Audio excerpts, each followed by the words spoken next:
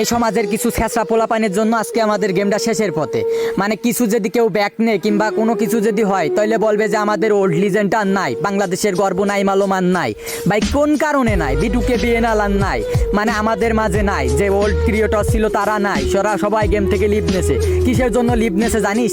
আগে যেখানে একটা গেম প্লে ক্রিয়েটরের ভিডিওতে ভিউ হতো 1 লাখ 2 লাখ 3 লাখ 1 মিলিয়ন করে ভিউ হতো, এখন 30কে 20কে 10কেও করে হয় না। কিসের জন্য হয় না জানিস?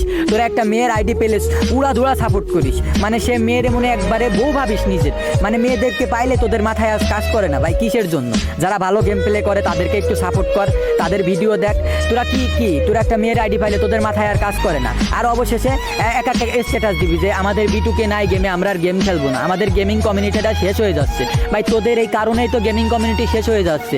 যার গেম প্লে নাই, টিকটকে 2 দিন হলো না একটা মেয়ে আইছে, তার গেম প্লে বলতে কিছু নাই, ইউএমপিতে যাতা মারে 6 দিনে 6000 ফলোয়ার্স বানাইছে। কেমনে কি একটা মেয়ের কেন তোরা এমন সাপোর্ট করতেছিস?